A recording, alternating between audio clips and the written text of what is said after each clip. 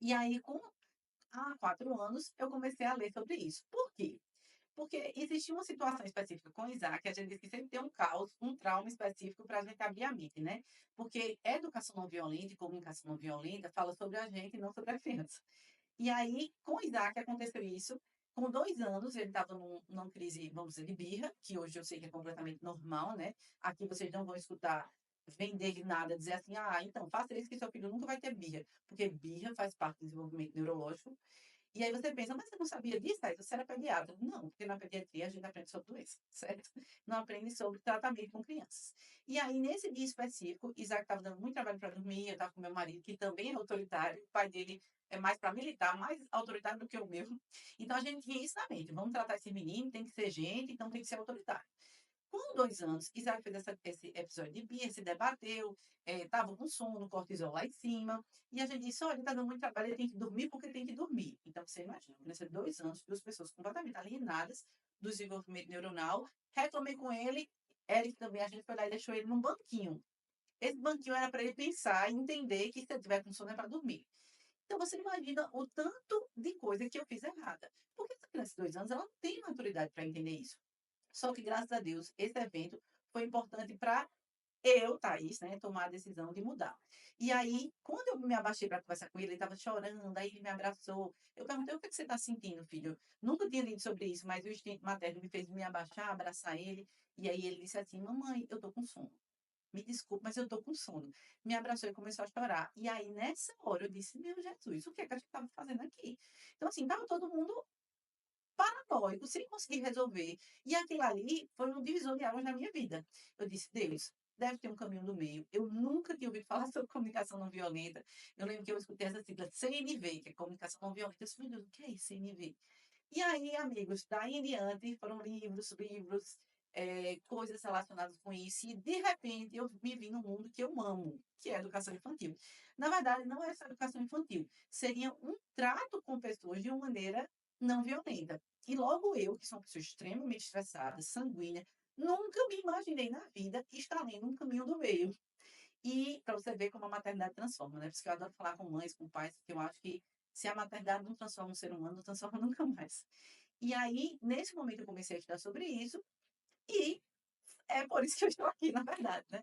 Porque esse momento lá atrás me transformou, eu comecei a estudar muito sobre isso. Hoje eu tenho um de quase 7 anos, depois dele veio o Dante, de 4 anos. Isaac é uma criança muito mais boazinha, né, muito mais tranquila, ele está mais para um temperamento fleumático.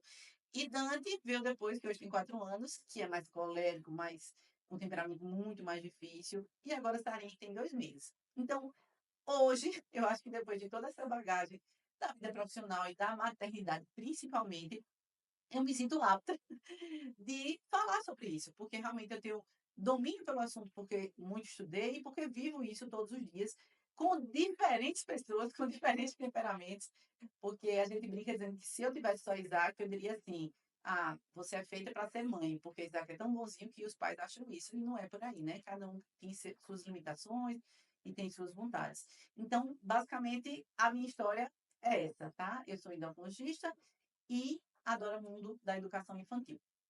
E aí, a partir disso, eu pensei: "Poxa, por que não, trazer isso para outras pessoas? Por que não começar a falar sobre isso no Instagram?". Porque parece engraçado, e aí eu vivia falando até do passado dos meus pais, eu dizia: "Ah, mas isso é só no passado". Não é, porque se eu digo que estou estudando isso há quase 5 anos, não é tão passado assim. E eu via que ao meu redor as pessoas também não entendiam o que era isso. Então os pacientes chegavam para mim, os pais que estavam perdidos, na parte, por exemplo, da faculdade, muitos alunos nunca ouviram falar sobre isso. Então, a partir daí, eu comecei a falar mais sobre o assunto, a falar mais no Instagram, e vi que houve um impacto na vida das pessoas que estavam ao meu redor. E começaram também: "Eles falam sobre esse assunto". Às vezes eu atendia um paciente de uma maneira, assim, super empática, e aí vinha um estudante de medicina e dizia: "Doutora, diferente essa maneira que a senhora abordou". Vou dar um exemplo: eu, como endocrinologista pediatra, atendo muito obesidade, e às vezes a obesidade afasta as pessoas, porque às vezes o pessoal é muito grosseiro com o paciente. E aí você já tem uma abordagem diferente, que é a comunicação não violenta, ela fala exatamente isso, que você tem que ter conexão com o seu paciente, ter conexão com as pessoas. E aí, geralmente, eu acolho, abraço, pergunto como foi o dia, digo que a pessoa é linda de todo jeito, e começo a falar sobre a obesidade como doença, e falo com os pais, e trago a conexão dos pais com os filhos. E aí, vamos sair para um parque? E aquela coisa, às vezes os pais acham que é aquela cruz que tem que carregar. E sim, tem que estar dieta, tá vendo, doutora? Eu falo que essa criança não tem jeito. Gente, não tem criança que não tem jeito. E a gente não pode falar desse jeito. Então, a abordagem, né, começa a ser um pouco diferente. E aí os alunos começaram a notar. Ensinou isso? Por que você está falando de maneira diferente? E aí eu comecei a falar sobre o assunto, sobre educação não violenta. Então, amigos que assim, estão ao redor, né? Então, como eu falo muito sobre isso, quem convive muito com os meus filhos sabe que eles são crianças diferenciadas. Porque quando você tem crianças sendo criadas nesse ambiente, eles são crianças diferenciadas.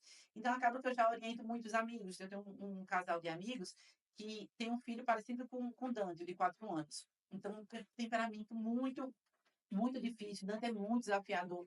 E aí a gente já começa a dar dicas, né? Ó, ele faz isso, cuidado, cuidado no limite, porque crianças com esse temperamento muito explosivo, elas nem podem bater, porque bater, colocar de castigo, eles trazem de volta essa agressão para você.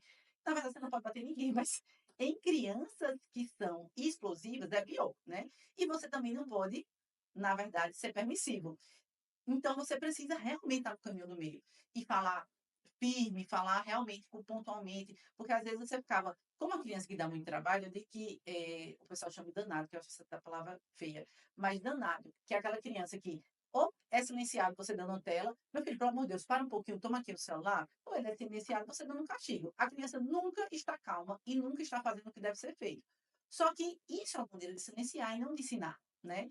Então, essa criança vai demandar muito mais dos pais, porque os pais vão ter que estar naquela árdua missão de educar 24 horas. Meu filho, isso aqui está errado. Isso aqui você não pode subir nessa cadeira. Olhe, você não pode isso. Então, não é que você vai fazer isso. Não, não, fica aqui parado, só não me dê trabalho e fica aqui nessa tela, né? Porque, na verdade, a tela nada mais é do que uma chupeta digital, né? Você fica, deixa a criança lá, a criança não lida com as emoções, não lida com as frustrações. Então, essa criança desafiadora, você vai ter que escutar muito mais choro, você vai ter que se posicionar muito mais. Então, é muito mais complicado. Então, eu diria várias situações com Dani que se a gente usar desse comportamento inteligente de saber intervir, você ganha as coisas. Eu vou dar, inclusive, um exemplo que eu usei hoje, de uma comunicação não violenta com uma criança desafiadora. Se eu falar com o Dante da seguinte forma, Dante, guarda esse brinquedo que eu estou mandando, quem manda nessa casa sou eu. Ele olha para mim, dá vontade de dar uma risada, como se assim, quem é você para falar comigo assim? Porque ele é uma criança que exige ser respeitado, como na verdade todos deveriam. E aí, se eu, inteligente, né, o que é que você quer? Você quer viver num lar só de brigas? Ou você quer viver num lar harmônico, quando você consegue se posicionar e falar com seus filhos de uma maneira agradável? Então, você primeiro tem que saber quem é seu filho, né? Então, se eu já falar de uma maneira diferente, que graças a Deus a sabedoria fez a gente tentar se posicionar de uma maneira melhor, eu já chego, filho, tem muito brinquedo no chão, né? Você sabe que você tem que guardar. Você pode guardar, por favor? Ele vai lá, pega os brinquedinhos e guarda. Como se assim, ó, me tratou como gente, esse é o combinado da casa, né? A gente já tem os combinados. Então, por que não? Por que não tratar as pessoas de maneira agradável, de uma maneira realmente correta, né? Mas não de uma maneira frouxa, né? Porque às vezes a gente confunde com a permissividade e que essa criança pode tudo. E eu brinco que eu tenho um laboratório em casa. Porque como eu tenho um mocinho mais velho e um danado mais novo, era aquele cenário que todo mundo já conhece, né? De dizer assim, ô, dê pro seu irmão, porque o bichinho, pelo menos ele para de chorar. Ô, o bichinho tão novinho. E aí começa. E o bonzinho sempre tem que ser bonzinho, e o ruizinho sempre vai conseguir as coisas na tapa, no grito, para a paz da casa, né? E não é por aí, porque você tem que capacitar o bonzinho para se autodefender, para ter autoconfiança, para saber se defender do irmão, para, quando chegar no mundo, ele também ter autoconfiança para se defender. E você tem que potencializar o danado para poder ser mais calmo, para poder lidar com a raiva, para entender que tem que viver em sociedade, para entender que tem leis. Então, esse caminho do meio ajuda crianças de todo tipo de temperamento. Então, eu posso dizer que eu sou prova viva disso, porque quando eu só tinha Isaac, e eu comecei a estudar isso, né? Depois que Dante foi nascendo, eu brinco que eu disse, rapaz, graças a Deus que Isaac veio primeiro. Porque com 2 anos deu tempo para estudar sobre o caminho do meio. Porque se tivesse vindo Dante primeiro, eu acho que eu tinha batido. Porque assim, eu nunca bati, mas eu tinha vontade todos os dias. Por quê? Porque eu tenho raiva, eu sou ser humano. Então, o que é que muda? Muda eu pensar assim: "Eu não vou bater, porque bater tá errado". Só que como eu estudei, isso aí eu vou trabalhando, eu saio de cena, e se eu acho que tivesse tido Dante primeiro, ele me desafia tanto, que talvez eu teria batido. E não porque eu já bati que seria um problema, né, porque a gente sabe que a gente pode ir atrás do caminho do meio em qualquer momento. Mas na minha situação, veio Isaac primeiro, eu aprendi sobre o assunto, e realmente tenho na cabeça que bater não é a solução, nem colocar castigo. E sigo tentando todos os dias, né. Eu não sou calma, eu não falo sobre isso, com calmaria, porque para mim não é, e não é fácil. Não é fácil dizer a eles assim: "Fala baixo", às vezes eu começo a falar alto, ele já começa: "Mamãe, fale baixo, por favor". E você escutar isso de um filho, como eu nunca escutei isso, e dizer assim: "Tudo bem, me desculpa, eu vou falar baixo", porque eu escutava engula seu choro, quem manda sou eu. Então, tem muito isso de você respeitar também quando está errada. Eu vez ou outra, peço desculpa, porque nós somos seres humanos falhos. Como nós pedimos desculpas, eles também pedem. Então, criança é espelho, eles são esponjas do que a gente está falando. Então, assim, eu gostaria que vocês entendessem que quando a gente está disposto a fazer mudança, eu digo que quando as pessoas que estão aqui estão dispostas a fazer mudança. Elas se inscreveram numa live, elas acompanham meu Instagram, elas interagem, eu digo dizendo que meu Instagram e a parte de mensagem que eu mesmo respondo, meu amigo, é cheio de mensagem. De mãe, o que é que você faria nisso? O que é que você faria naquilo? Então, assim, as pessoas que estão aqui, por mais que gritem com os filhos, por mais que coloquem de castigo, por mais que já tenham batido, estão procurando um caminho diferente. Porque se não fosse, não estaria, por exemplo, numa aula dessa escutando, né? E a gente sabe que quanto mais sabedoria a gente tem no lar, no mundo, melhor fica. Então, isso é bem importante. É, e aí, como é que vocês vão identificar que existe um problema em casa? Como é que vocês vão identificar qual é a solução e qual é o problema da casa, né? Então, a primeira coisa é você identificar o temperamento de quem convive com você. Os temperamentos que tem em casa, como é que cada criança funciona, aquela régua de antigamente que dizia assim, ó, eu crio todo mundo igual. E aí, como é que cria todo mundo igual, todo mundo sai diferente? Porque nós somos seres únicos, únicos. Então, obviamente, nós somos diferentes. Então, como é que eu vou criar Dante, Isaac e Sara de uma maneira igual se eles são diferentes? Isso não quer dizer que a regra não vai ser igual, porque a regra é lei. A lei pode ser igual na casa. Mas o temperamento é diferente. Então, a partir do temperamento, você sabe se posicionar com aquela criança. E ela vai trabalhando a personalidade. E não é porque ela tem esse temperamento que eu passo a mão na cabeça de Dante e digo, ah, bichinha, ela é muito acessada da raiva. Deixa ela aí. Não. Eu digo, filho, a gente tem que trabalhar isso em você. A raiva vai vir mais vezes, mas você tem que vencer a raiva. A raiva é boa para algumas coisas, para foco, para objetivo. Quem assistiu, por exemplo, divertidamente, viu que a raiva faz a gente focar, faz a gente no jogo estar focado, mas você não pode bater em outras pessoas, você não pode se bater, se automutilar. Então você vê muitas patologias lá na frente, né? E aí você entra um TOD, por exemplo, né? O transtorno opositor desafiador, não sei se você já ouviu falar, que é exatamente isso, né? São crianças que são muito acessadas, que são opositoras, que, enfim, o meu filho não é um transtorno opositor desafiador, mas ele tem várias características. Por quê? Porque tem um temperamento difícil. E aí, esse caminho, qual é o tratamento, por exemplo, de um todo? Terapia e caminho do meio. Nem bate, nem é permissivo, mostra que tem lei, orienta, terapia, explica sobre o caminho do meio e vai a vida toda. Porque eu brinco dizendo que às vezes a gente diz assim, ah, mas essa criança fala todos os dias a mesma coisa. Meu amor, você é um velho e você faz todo dia a mesma coisa errada. Esquece a chave do mesmo lugar. Então, a criança, ela está em desenvolvimento neuronal.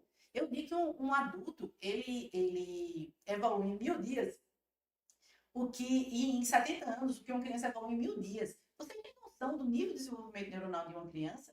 Então, assim, é um nível muito, muito rápido. E uma criança que cresce num lar onde a gente respeita a criança, onde a gente sabe qual é o temperamento dela, onde não existe grito, onde existe solução de problemas, essa criança vai ser uma criança mais saudável. Ela vai ter um desenvolvimento cerebral muito melhor. Não só emotivo, como de saúde mesmo. A criança vai adoecer menos. Por quê? Porque ela está imersa num lar onde as pessoas são agradáveis, humanas, que tratam ela com respeito. Esse caminho de achar que, eu bato mesmo, porque senão não vira jeito. Porque se eu não bater, vai bater na minha cara. Isso não existe, gente. Isso é um caminho completamente extremo. extremo. Como o extremo do inverso da permissividade é um extremo que a gente também não quer. Eu digo que lá em casa, eu estou falando sobre comunicação não violenta, mas eu desafio, talvez uma casa, ter mais regra do que a minha. Porque a minha casa é cheia de regra. Por quê? Porque a regra não tem a ver com violência. A regra tem a ver que tem que ser feito, tem que ser feito. Então, o que é que a gente faz? Que aí vamos atrás das soluções para todos esses problemas, né? As dicas práticas para o que vocês podem fazer em casa. Então, eu sei que os meninos se acordam e que é complicado para eles se acordarem para ir para a escola. Mas eu quero que eles evoluem, eles tenham autonomia para isso. Então, vamos fazer um combinado? Vamos comprar o despertador. Escolha aqui o despertador. Escolheram. Pronto, a partir de agora o despertador vai tocar, né? Vocês têm 4, 6 anos, eu quero que vocês se levantem, vocês vestam a farda, vocês desçam, porque assim, a aula é de vocês e não minha. Então, a gente precisa entender que a responsabilidade é de vocês. Aí você diz, Thaís, e por conta disso, eles fazem tudo isso sem você falar nada? Não. Mas eles muitas vezes fazem, e quando não fazem, que eu estou lá, porque eu sou a cuidadora.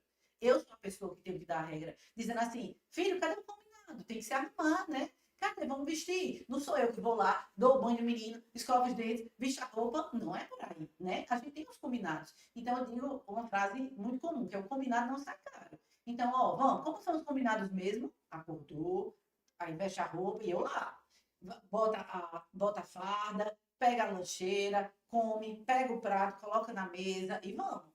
E aí a criança vai desenvolvendo, vai para a escola, entra na sala, quando chegar em casa, aí eles já vão almoçar. Aí eu já digo, como eu sei que eu falo a disciplina positiva, por exemplo, um reforço positivo, às vezes a gente acha que é um presente, é alguma coisa, mas não é. Às vezes é só usar uma coisa do dia a dia que você joga para um horário depois e a criança já vai tentar fazer o que tem que ser feito para chegar no reforço positivo. Então, é isso que eu combino, os combinados lá em casa, numa rotina. Então, eles vão para a escola, quando eles chegam, eles almoçam, fazem os combinados, tiram a farda, guardam a lancheira, darará, comem. Aí, eles querem, por exemplo, assistir um pouco de televisão, querem jogar alguma coisa. E aí eu já digo, pode fazer isso, contanto que faz todos os combinados. Então, vamos fazer a atividade primeiro, porque já fica livre para brincar. Então, veja, é uma coisa tão simples, e às vezes as pessoas não fazem isso. Aí a criança vai, chega, não tem combinado. Aí já não come. Aí vai brincar aqui do lado. Aí depois, menino, eu disse pra você que não podia brincar agora, eu tenho que fazer atividade. Aí começa o ciclo de horror, né? E grito, e bota de castigo. Eu falo todas as vezes a mesma coisa e você não escuta. Então, assim, gente, onde a regra, onde a gente coloca a criança para seguir aquela regra, você evita ter discussão pelo não cumprido, porque essa criança vai cumprir. E às vezes a regra até eles criam. Às vezes eu digo, qual seria o horário legal para dormir no final de semana? E eles vão lá e dizem. Eu digo, pode ser esse caminho aqui. Tudo bem. Então, a regra de que filme assistir?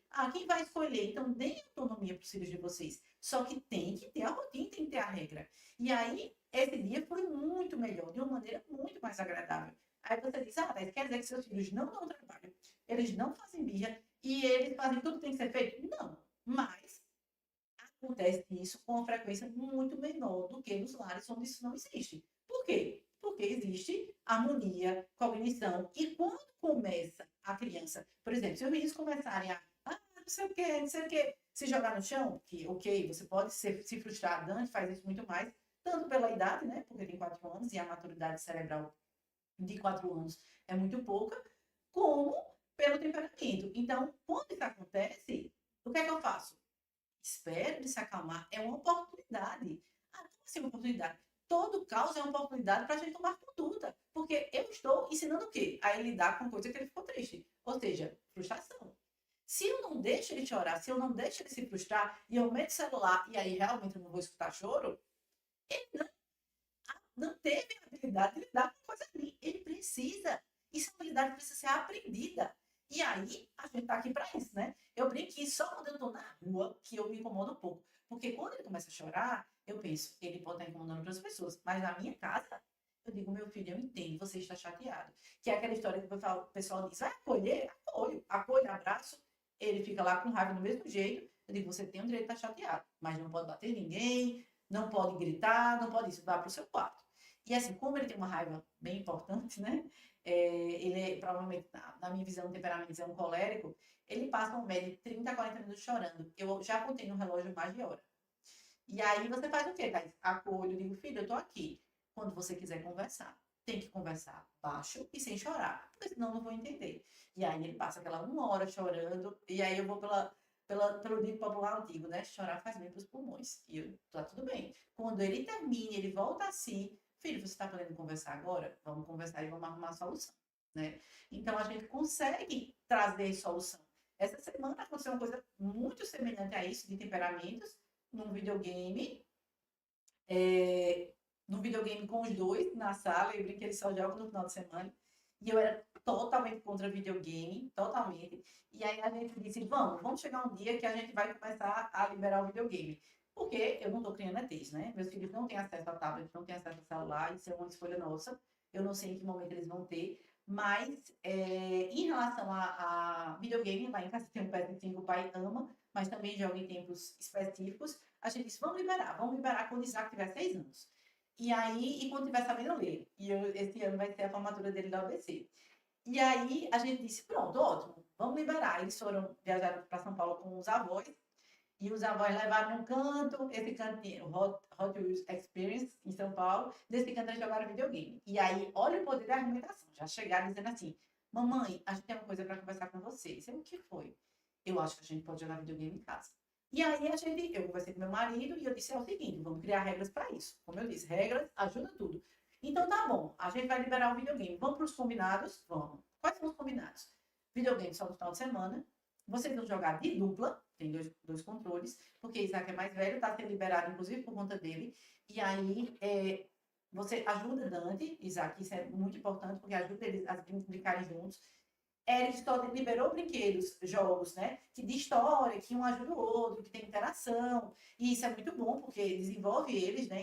A informação para tudo. E tem que começar a terminar o jogo. Nunca parar no meio. Isso assim, chorando, porque quando ele tá com raiva, ele não consegue nem falar. E aí eu disse, vamos conversar, o que aconteceu? Para o videogame. Minha vontade, na verdade, é de ligar o videogame e aquela coisa, jogar lá no céu.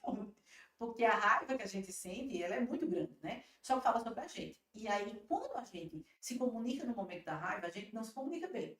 E aí eu disse, calma, Dante, vamos desligar esse videogame e vamos conversar. E aí, depois de uns 20 minutos chorando sem parar, eu entendi que Dante pegou o controle de Isaac para poder achar ele. Ou seja, ele estava jogando com o videogame dele, o controle, e ia pegar o de Isaac, porque ele não conseguiu esperar que o irmão achasse ele dentro do jogo. Então, assim, meu Deus, olha que loucura. Isso é por quê? Porque essa criança é uma criança que não tem paciência. E aí, ficou a confusão, eu digo, e aí, Dante, qual vai ser a solução? E aí ele, não, a solução é eu pegar o controle de Isaac e brincar por ele. Eu disse, não, essa não é a solução. E aí, Isaac, eu posso falar qual é a solução? Eu disse, pode. E Isaac falou, a solução, Dante, é você me esperar. Porque você tem que ter paciência, Dante. E aí, Dante olhou com aquela cara dele, tá, Isaac, então tá bom. Eu vou te esperar tu me achar. E aí, enfim, Isaac acabou achando ele. E essa situação foi uma situação corriqueira do dia a dia, usado um brinquedo que eles choraram e que a gente usou essa situação de caos para poder tomar uma solução. E Dante aprender o que pode fazer, que é esperar, e Isaac também se posicionar, porque qual seria o certo? Eu dizer a Isaac, Isaac, pelo amor de Deus, Deus é teu irmão, um bichinho, tão novinho, e pelo amor de Deus, porque eu tô chorando, tá me estressando. Não.